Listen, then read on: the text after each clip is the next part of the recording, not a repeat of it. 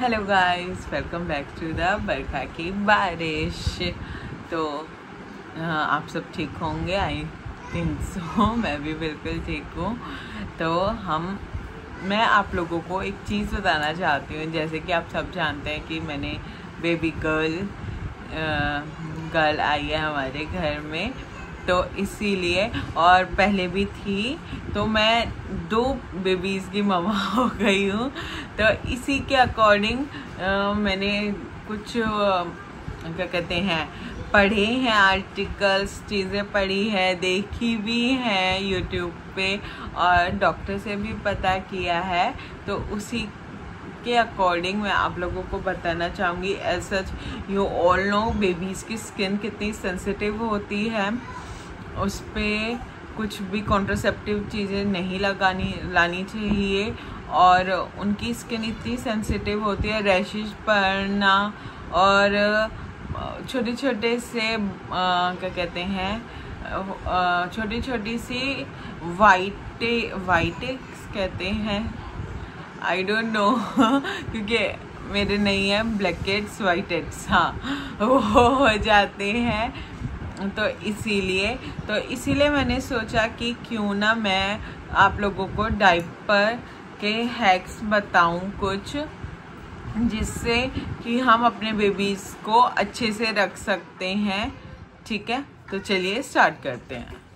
तो सबसे first thing, अगर हम बेबीज़ को डायपर पहना रहे हैं, वैसे तो अभी कोई सीज़न नहीं है डायपर पहनाने का, क्योंकि बहुत ज़्यादा चिपचिपा सा सीज़न चल रहा है ये, लेकिन नहीं, फिर भी अगर हम घर पे पहना रहे हैं तो एक तो घर में कितना तेज़ टेम्परेचर है घर का, क्योंकि एज यू नो हर कोई एसी चलाता है, तो उसी हिसाब से कि कितना तेज़ टेम्परेचर है घर का ये देखना ज़रूरी है। क्योंकि बच्चे को ज़्यादा टेम्परेचर मीन्स कि गर्मी ज़्यादा हो वो भी नहीं होना चाहिए, और ज़्यादा कम टेम्परेचर वो भी नहीं होना चाहिए, क्योंकि उससे भी बेबी की तबीयत ख़राब हो सकती है। तो फर्स्ट थिंग इज़ कि हम कितनी देर तक डायपर पहना सकते हैं। तो हम ज़्यादा से ज़्यादा 4 to 5 आवर्स तक डायपर पहना सकते हैं, लेकिन उसमें भी बार बार चेक करना होगा कि डायपर कितना है, मीन्स कि बेबी ने टॉयलेट कितनी बार किया है, या फिर पू कितनी बार किया है। और अगर पू कर दिया है तो वो डायपर चेंज करना पड़ेगा, ये चीज़ हमेशा देखनी है। Okay, and the second thing is कि डायपर का साइज़ हमेशा बेबी को देखकर, बेबी मीन्स कितने साइज़ का है उसके हिसाब से लेना चाहिए। जैसे कि मेनली कई डायपर्स में होता है कि वेट के अकॉर्डिंगली यूज़ करना चाहिए, और कई डायपर्स में होता है कि बेबी के क्या कहते हैं बेबी के ये मंथ के हिसाब से यूज़ करना चाहिए। तो आप वो देखिएगा, उस पर पूरा लिप पढ़िएगा और फिर ही डायपर यूज़ कीजिएगा। क्योंकि अगर एज और बेबी के एज और वेट के हिसाब से अगर डायपर नहीं लिया तो वो लीकेज भी हो सकती है उसमें से, और बेबी भी अनकंफर्टेबल फील कर सकता है। तो चलिए थर्ड देखते हैं।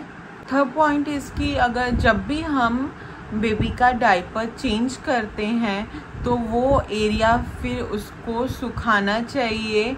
उसको पहले अच्छे से वाइप से साफ़ करना चाहिए, फिर उस एरिया को सुखाना चाहिए।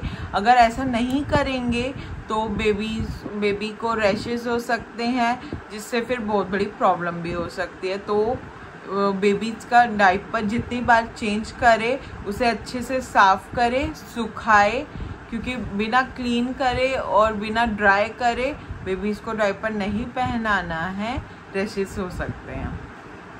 फोर्थ इज़ कि जब भी हम डायपर चेंज करें तो हमें हमेशा रैश क्रीम यूज़ करनी चाहिए। उससे क्या होगा कि एक तो रैशेस नहीं आएंगे, दूसरा बेबी की स्किन में वो क्लीन भी रहेगा और बेबी की स्किन भी सॉफ्ट रहेगी। And the fifth thing is कि हम जब भी डायपर यूज़ करते हैं तो कम से कम दिन में 2 से 3 आवर्स तक उनको डायपर फ्री रहना चाहिए बेबीज़ को, ताकि उनकी जो स्किन है वो अच्छे से ब्रीथ कर पाए, अच्छे से सांस ले पाए। तो ये था 5 हैक्स। और प्लीज़, और अगर हो सके तो ये जो मौसम चल रहा है फ़िलहाल ये टाइम का चिपचिपा सा, तो इसमें अगर हो सके तो डायपर ना यूज़ करे। बस आज का यही था, यही हैक्स थे। तो प्लीज़ मेरे चैनल को सब्सक्राइब कीजिएगा, लाइक कीजिएगा और कमेंट कीजिएगा कि आप लोगों को कैसा लगा। Thank you so much.